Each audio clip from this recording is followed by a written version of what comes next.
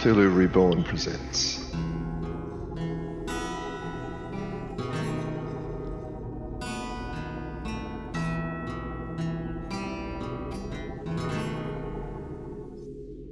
This is session 2 of Thunder God's Curse. I'm your GM, William Adcock.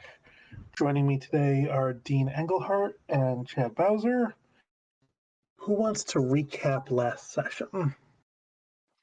I can do a bit of a recap. There's a lot of backstory though, so I'll get through as much as I can. You can fill in what I've missed. So we are in Arizona. It's May 1936. We are the remnants of the rather not illustrious Moretti Detective Agency, been hired on by a Dr. Edward Rousseau to try to find evidence about his father, Henry, who went missing in the region of Tortilla Flats, searching for the lost Dutchman's mine about a year ago. There was a whole news article about his missing father. He was a retired orthodontist. We arrived in Phoenix.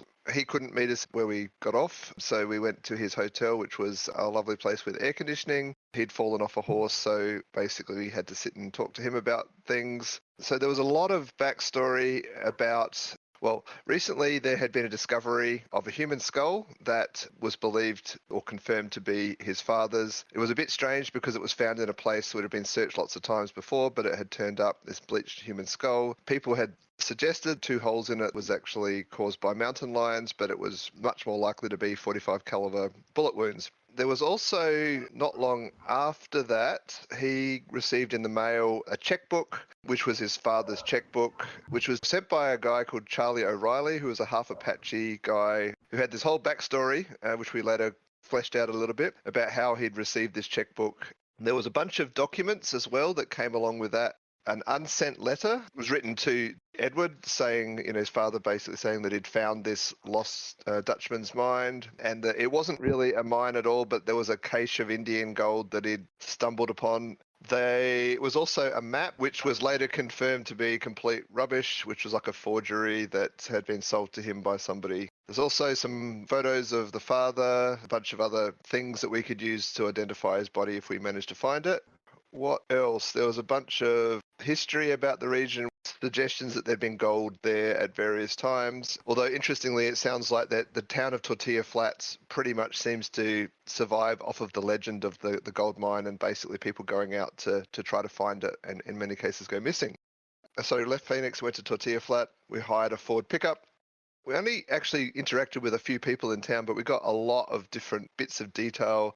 Paul spent a long time with his best bud, the bartender Ed, First World War veteran. There was a bunch of just general background stuff about how in this region, the Superstition Mountains is a place where reality and legend blur. We also went to talk to old Gus at the general store to rent some horses to eventually go up into the mountains. He told us a bunch of superstitious stuff as well about a haunted canyon, that anybody who was trying to drive into it or ride into it, there'd be some ghostly hands that appeared and grabbed the reins and drove you off into the canyon wall.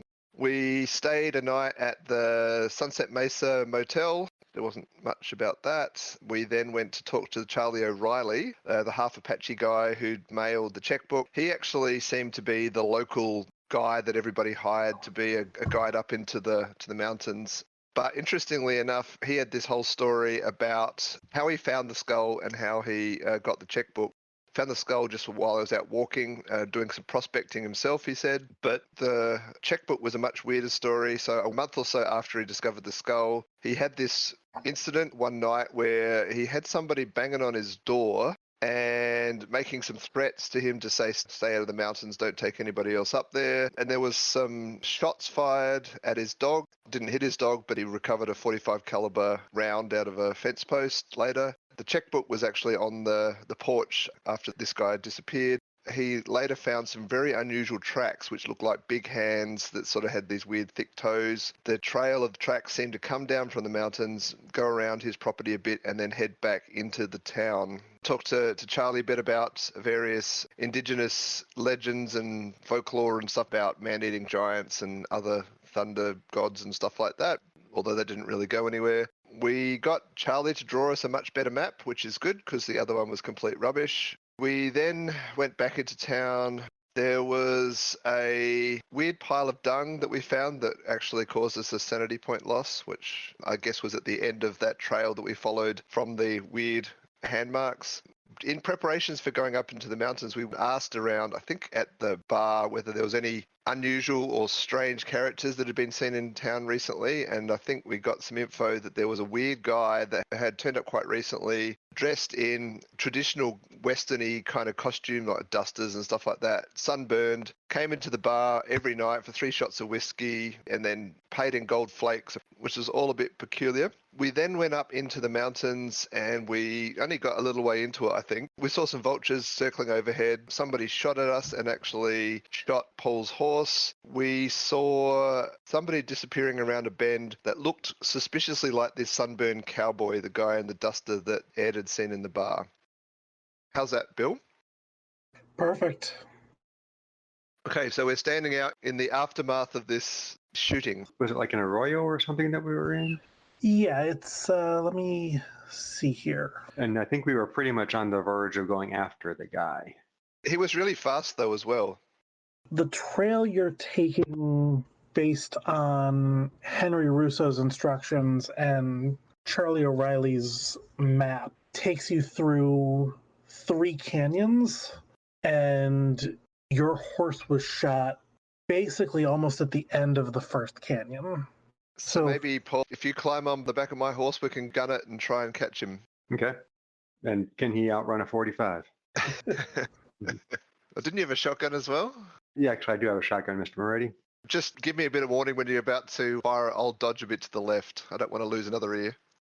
Yeah, I'll do something like that. I should mention, by the way, that my ride skill is 10, so...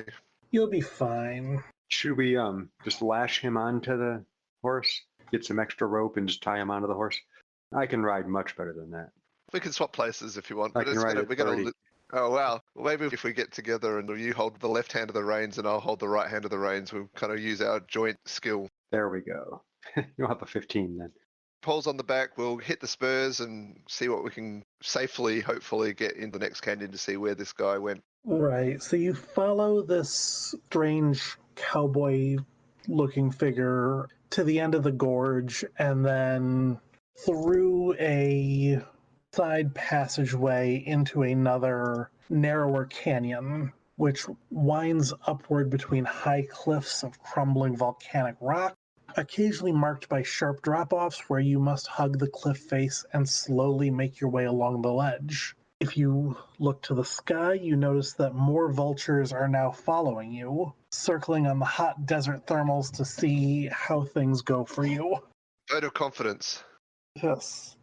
Both of you go ahead and give me an alertness roll, please. So I failed, but Chad succeeded.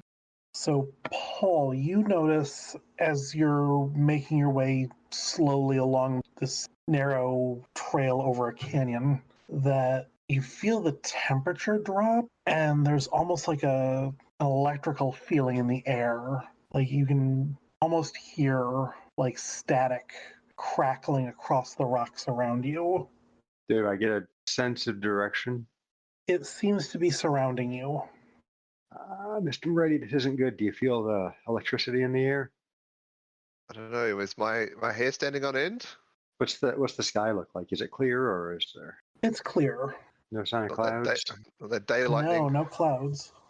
This isn't good, Mr. Moretti. You can feel the hairs on your arms and the back of your neck standing up. Look at your arms there, Mr. Moretti. Yeah, right. This desert canyons are really weird. Maybe we should dismount. You think? Put a Have we little lost the distance. guy, or can we still see him? You do not see him. Yeah, but if we dismount, maybe What we can you- put a little distance between each other so that we don't both get hit. Okay. Well, you take the horse then and go ahead, and I'll trail behind a little bit. I think, if we walk, we're a lower profile than if we're mounted on a horse. That's what I meant. But somebody's got to lead the horse. Mm-hmm. So we'll both dismount, and you can go up front with the horse, and Okay. I'll safely lead from a few feet back. Okay. What Moretti does see after dismounting the horse is a pair of ghostly hands materialize and grab the lapels of his shirt. It was real. Go ahead and give me a sanity roll, please. Dean, Chad, you do not see this. I assume because she's behind me. Yes. I succeeded in my sand. Just. All right, no loss. Go ahead and give me a strength roll, please. Paul or me? Jason. I failed my strength roll. The hands are very strong, and they are dragging you towards the edge of the trail, where if you go over, you're going to plummet. I'll yell out, Are you yelling help, or are you yelling look out, or? Paul! I turn around and look. You can see a pair of semi-translucent hands, broad, short-fingered, fair amount of hair on the back of them, have your employer by the shirt and are trying to yank him over the edge. Can I try to rest them? I mean, and they're not attached to anything else, right? They're just like hands and wrists. Hands and wrists free-floating. Okay, can I try to grab one? Sure. Go ahead and give me, I guess, an unarmed roll. I know. And no. Your fingers sink right through it. When your hand passes through where this wrist, your hand goes numb for a few seconds. Do I recover from that, or? Yeah, and the hands actually let go of Jason. One of the hands just plants itself on your chest and tries to push you. Me? Yes. Paul? Away from the edge or toward the edge? Running parallel to the edge. Okay, so push me back. Yeah.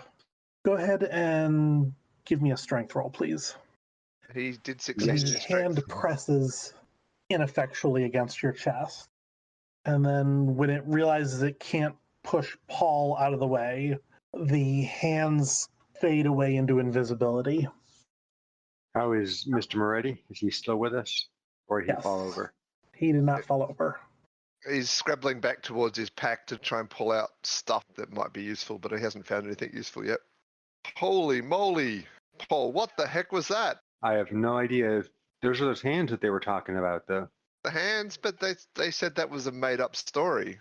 And Chad, if you can go ahead and make a sanity roll for me as well, please, since you saw the hands. Oh, fumbled. Ooh. So that is going to be 3 points of sanity loss. 3 total? Yes. Not that bad, then. I'm not to a breaking point yet. Let's get out of here. Where are we going? Forward. Yeah. I think we got to get out of this. Can we still feel the electricity, by the way? It's faded away.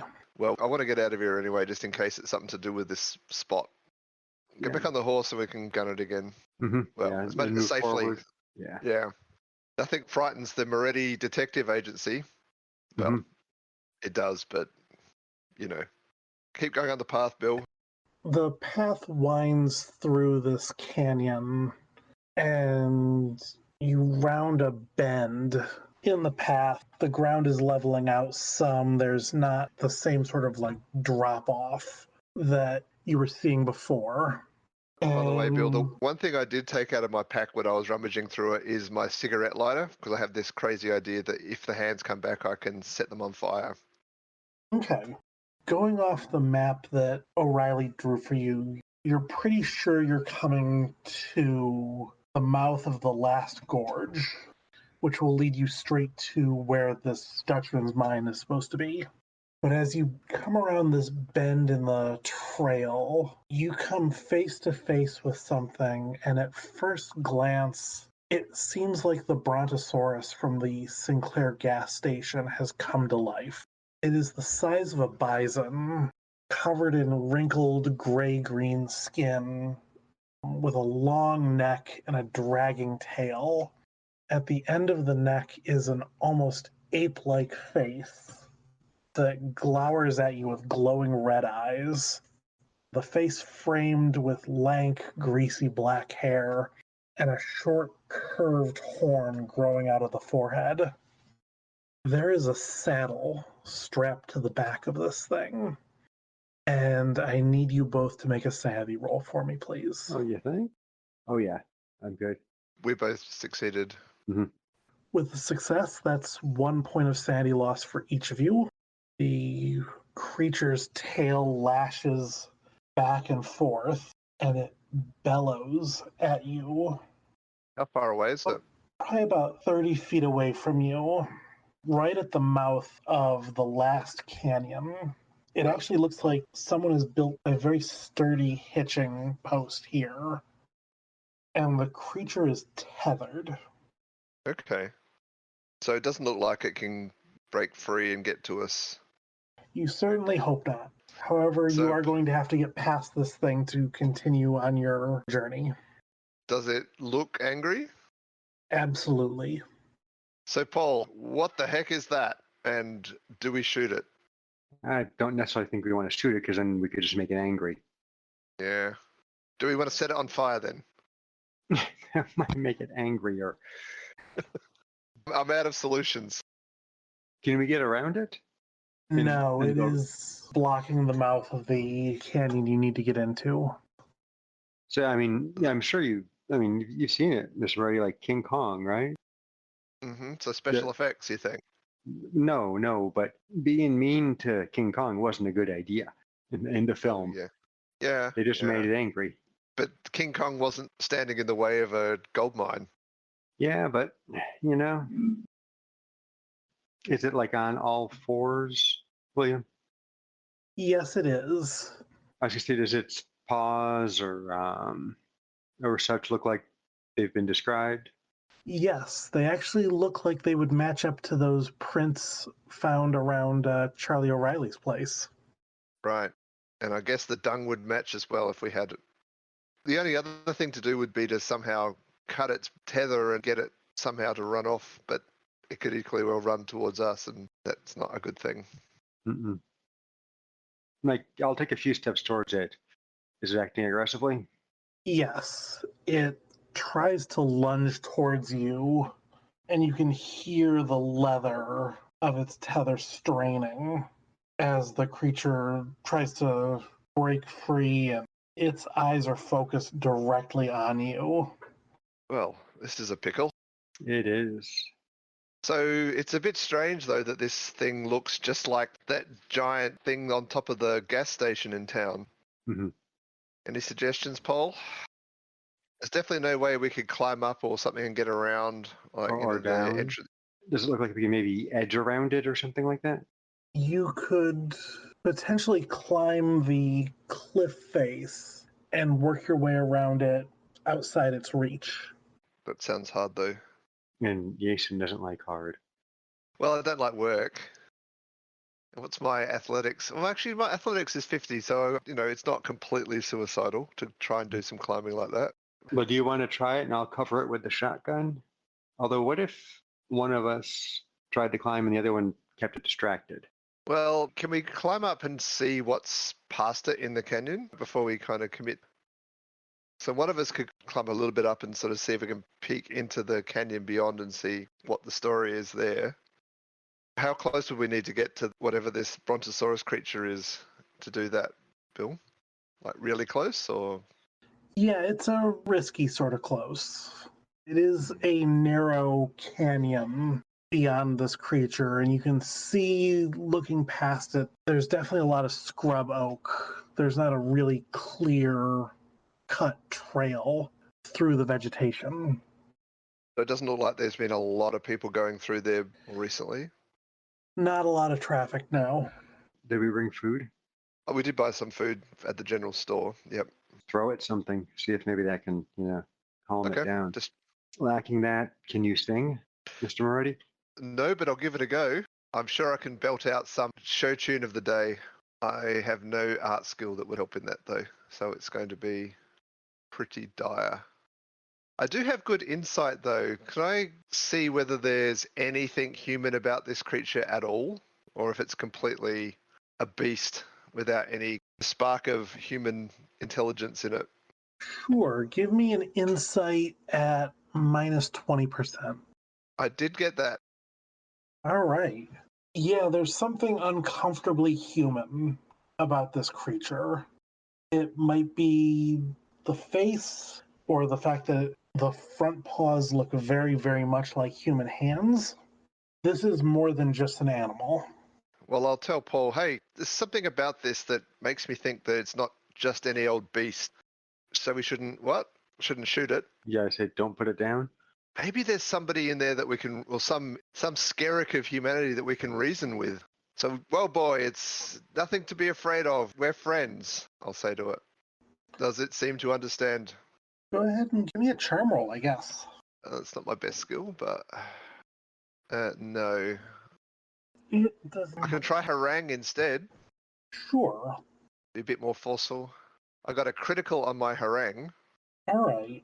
Look, all this kind of pussyfooting around, I'm just sick of it. I'm not going to treat you like some kind of charity case just because you've been turned into a brontosaurus. The creature immediately sits down, like on its flat on its stomach, going so far as to rest its chin on the ground. It is looking at you cautiously, and you get a sense that it might be waiting for you to get in the saddle. All right. Well, Paul, you were looking for a new mount? I think it's bonded with you, Mr. Moretti. I think you've dominated it successfully. You've broken it in, if you will. Well, it'll be the first time that's ever happened in my entire detective career. On the other hand, though, Bill, does it look like it's sufficiently kind of placid that we could just walk past it now? Yes. Maybe you should give it a pat on the head or... I'm going to give it some of the rations, Okay. Paul's rations. Got some You food are going and to have try a and- hard time taking your horse through the scrub oak. Should we leave the horse here out of reach of our Yeah. new friend? It's tied up somewhere else if we can find some Yeah. other, like a tree or something like that, maybe 20 yards away. Yeah, you can tie the horse off. It is very clearly terrified of whatever this thing is. Yeah, so am I. But you're able to tie the horse off and slip past this creature into the final canyon. Once you're in the final canyon, you can make out a little bit of a trail, but it is choked with scrub oak, kind of shrubby vegetation between 5 and 15 feet tall. You do have to push through the foliage to some extent, but it's not so dense that you have to try and cut through it. Which is probably just as well, because I don't think we bought anything along that would do a good job at that. Except maybe the cigarette lighter. That is a slow solution to that problem. Though. Yeah.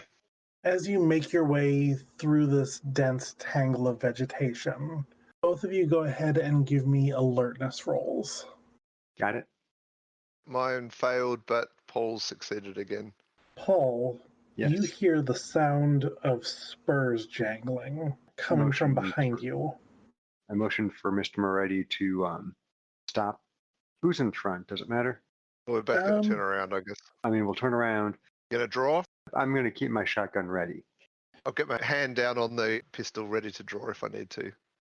Who's So you there? turn around.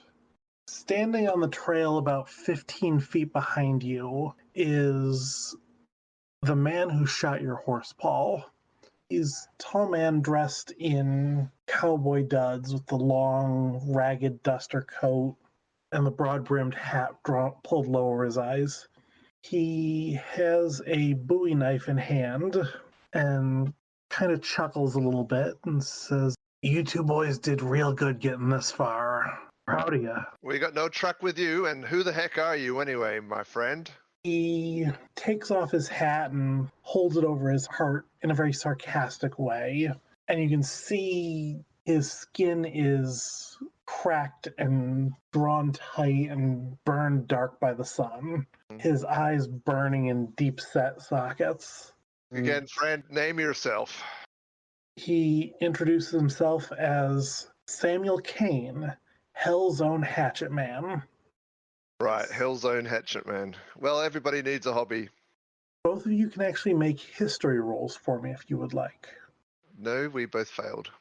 We only have our base 10%, so not so surprising. So when you clearly don't recognize the name, he gets pissed. You can see he tries to spit on the ground, but his mouth is dry. There's nothing for him to spit with. Samuel Kane, as in Abel's brother, Samuel Kane. I think vaguely I remember that. I thought Kane was his first name. The Arkansas Canes? He launches into an angry tirade, listing off his string of crimes, shooting, stabbing, robbery, hijacking stagecoaches. In the midst of it, he announces that he had made a deal with the devil. In Right. exchange for a steady hand and an unbeatable trigger finger, he would kill a person every day. And his recitation ends with, I was killed in 77, and the devil set me right and set me right back to work, keeping treasure hunters like you out of the superstitions. Not meaning to be disrespectful, my friend, but what century do you think this is? His eyes narrow, and he says, I've lost count of how many years those devils had me standing guard. Go ahead and both of you give me a sanity roll, please. I failed that. I succeeded. If you're a All one right. lower, Dean. Sorry? If you're a one lower, Oh, yeah, that'd be critical if it was one lower. yeah, fumble. Yep, fumble, yes. So between his recitation and just looking at him, you can tell he is the Walking Dead. He is some sort of desert mummy. Paul, you lose 1 point of sanity, and Jason loses 5. Yay! Well, that's enough for me to go catatonic, I think. Did you cross your breaking point? No, not yet. But it's enough for that fight or flight kind of thing. Mm-hmm.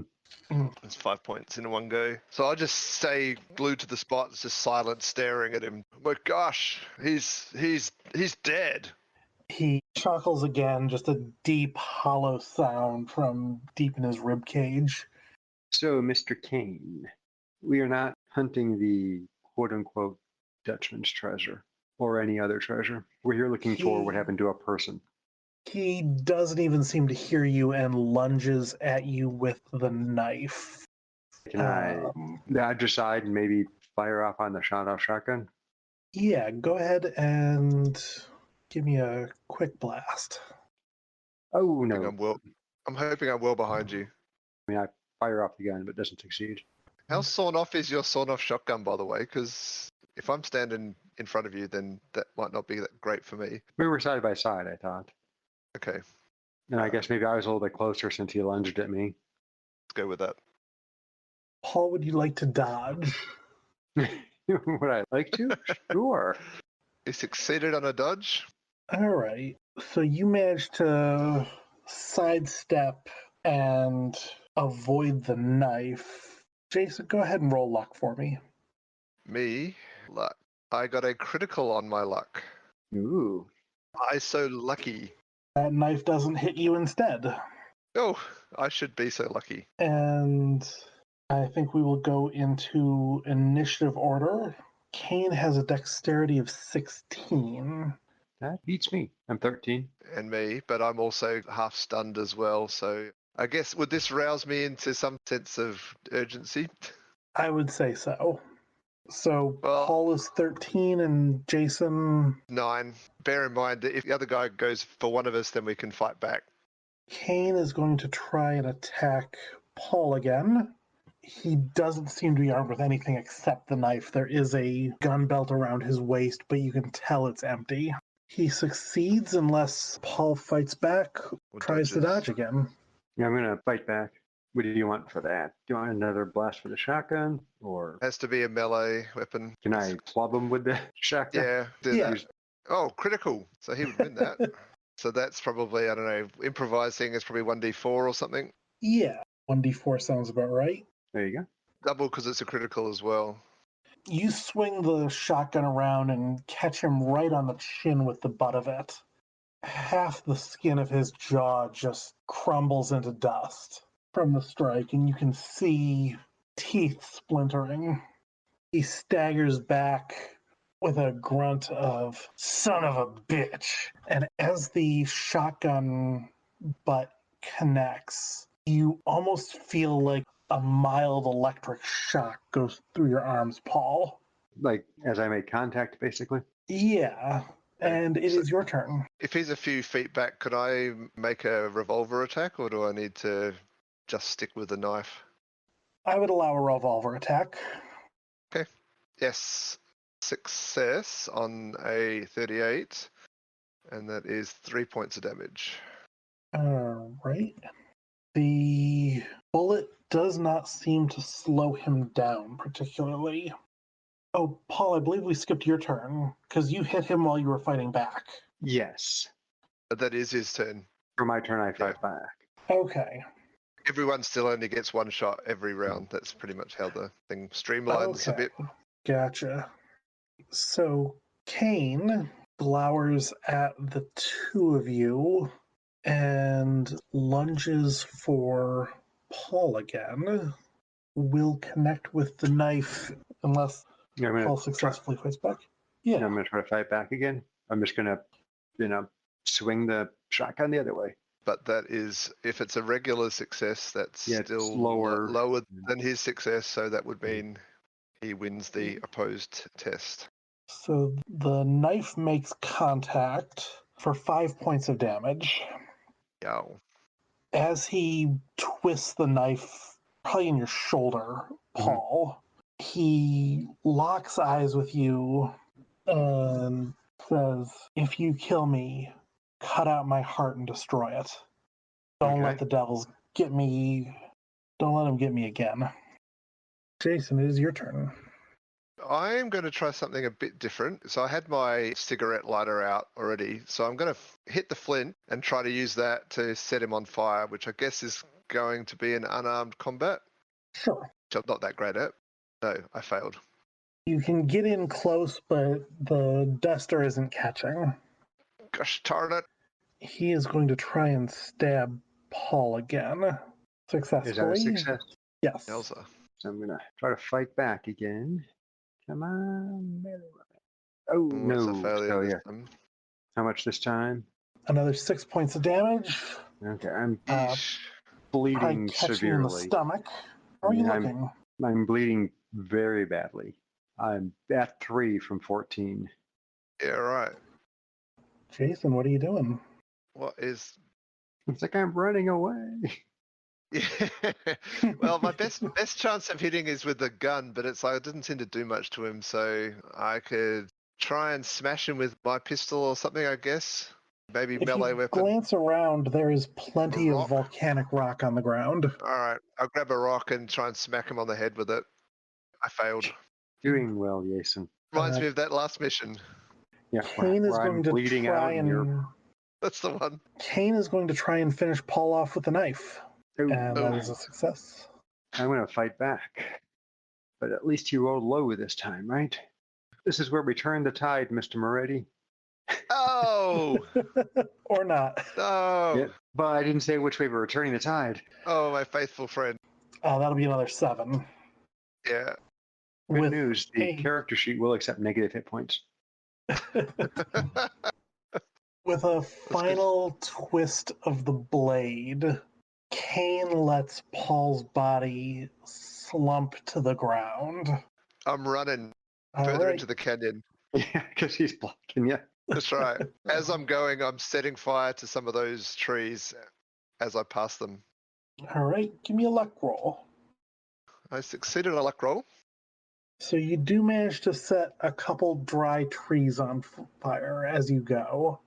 At the end of the trail, it opens out into a natural cul-de-sac surrounded by high cliffs, probably 30 yards across, with a spring in the center, forming a bubbling pond about 15 feet across. In the cliff face opposite you, there is a trapezoidal opening, probably 5 or 6 feet tall by 3 feet wide at its widest, surrounded by clearly worked stone. Bas-reliefs of serpentine monsters and sinister bat-like demons glower down at you from around the mouth of the opening. Well, does that look like the darkest, best hiding spot? It certainly does. I'm going to dive in there. All right. Setting fire to anything that I can along the way that looks like it might be flammable. So once you're through the opening, it almost immediately expands out into a grand hallway 10 feet wide with a tiled floor and vaulted ceiling. The first 10 feet of wall on either side of the hallway from the floor up to about the 7-foot mark is bare stone. Above and beyond that, a coating of gold leaf has been applied to the carvings on the wall. As you dive in, you notice a rusty coffee can with the J.A. Folger and Company logo still visible on the label, sitting on the ground near the mouth of the cave. It occurs to you that this is the Dutchman's lost mine. Wow, case solved. Well, not really. That's good, but it's not going to help me at the moment. Is there anywhere in here that's an obvious place that I could hide behind? Little nooks and crannies and stuff like that? So when this guy comes in, if he comes in, then I am not visible? No, there are no support columns or anything like that. So this looks like a weird setup. Does it look like an old temple or something like that? What's the deal? It definitely appears to be a long hallway sloping down into the earth. All right, I'm going to keep going down, get to as dark a spot as I can. I have my cigarette lighter and I guess maybe a flashlight. Yeah, say you have a flashlight. You continue down the hallway, your footsteps echoing off of the walls and ceiling. It is an unfathomable amount of gold. The walls on either side of you and the ceiling above you are all covered in gold leaf. You can see about 30 feet down this hallway. You cannot see an end of it.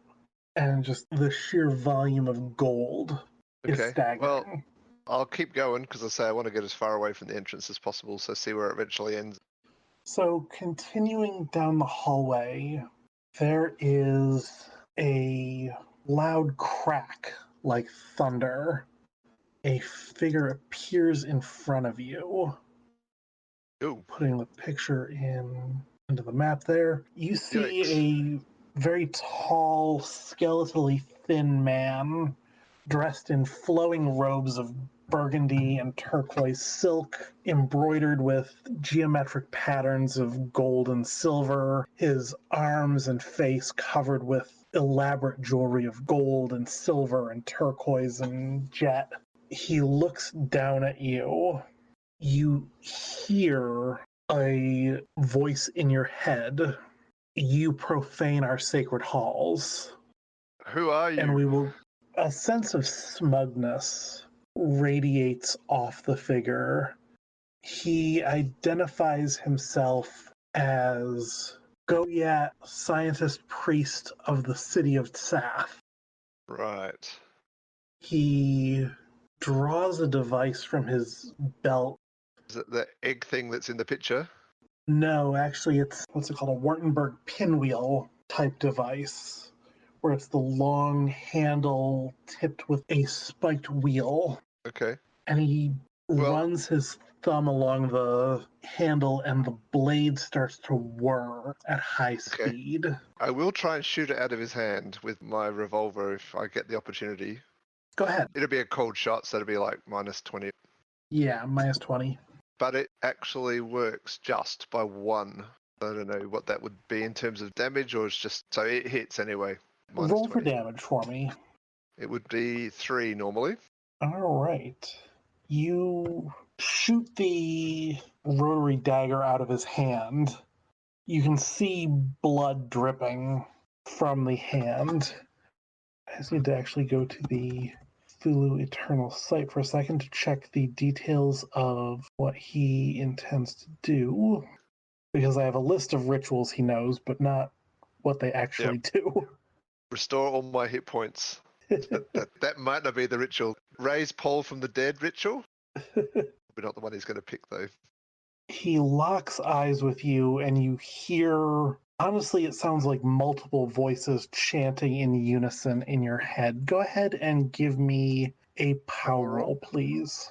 My power roll was a success at 26. All right. So you feel it's like cold fingers creeping up your neck under the skin into your skull, but you manage to shake them off. You are not dominated, but you do lose 6 willpower points. Okay, so I'm down to 7. And it is your turn. Hey, look, mister, I got no real quarrel with you, but if you're going to be attacking me, then I'm going to be attacking you back. I'll go the revolver again. Seems to be about all I can really do. It's a fail, though. Missed with the revolver. I could burn a couple of willpowers and try and make it a success. So maybe I'll do that. Burn 2 more willpower, so down to 5, which is scarily low, but I'll get 1d10 damage, 5 damage. You catch him. You see the robes turn a deeper shade of crimson as he doubles over and staggers backwards. He glares at you with pure, endless hatred, and with another thunderclap, vanishes. Well, that's mighty ungentlemanly. It just leaves an empty... Is it the end of the corridor? No, it actually continues on. You've been walking for probably 20 minutes at the time you encountered him. Okay. What I'm going to do is I'm going to take out my portable camera. I'm assuming I have a flash. Take some photographs of this whole place as well, because that might be the last piece of posterity that gets left behind when I get bumped off, which is highly likely at this point. So if I head back 20 minutes, I'll keep going. Go ahead and give me an alertness roll, please. It's suicide, but I want to know what's at the end. I failed my alertness. So you are surprised by what comes scurrying out of the darkness like a spider. It is a shriveled and headless human body, clad only in a pair of high-waisted corduroy trousers. There is some sort of metallic cap over the neck and tubes of some sort of dark metal dip in and out of the skin. Does it look like it's got steel pins in its left hip? As it rears up, you can clearly see an anchor tattoo still visible on its wrinkled chest. Right. Identical to Henry! that on the photo you were given of Henry Rousseau. Go ahead and give me a Henry? sanity roll, please. Okay. I succeed on my sanity, So but I guess I'm still going to probably take some. That's going to be another 3 points of sanity loss. Okay, I still haven't hit my breaking point quite. Henry, what have they done to you? The body in front of you is silent, but it does attack you with its closed fists. Okay, well, I'll use that volcanic rock that I've still got from before, and I fail in hitting it. It successfully hits you, though, for 6 points of damage. So that takes me down to 4. Henry, what have they done to you? As I lunge forward with the rock, I guess. Probably it's next round, isn't it? So you probably still go first. That will be a success, unless you... I'll dodge. All right. But I failed my dodge. My dodge is much better than any of my weapon skills, but that's not good enough. Another 3 points of damage. It is pounding on you with just fists. All right, I have 1 hit point left. I believe that means you're unconscious. Probably. As my last feeble effort, I'll ditch the cigarette lighter as I just pass out in his general direction. Not that it's going to do anything. All right. I am the next headless spider monster. When you regain consciousness, you feel very energized. You are sitting at the mouth of the tunnel. Kane is sitting across from you with kind of an amused look on his face, what's left of it.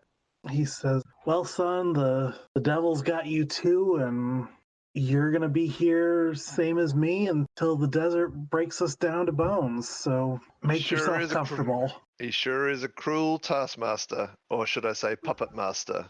All right, roll credits. Yep, roll credits. Cracky. That escalated fast. Yes. I do claim, though, that I solved the case. Well, you did. Well done to us, I guess, for dying in a spectacular and appropriately Lovecraftian way.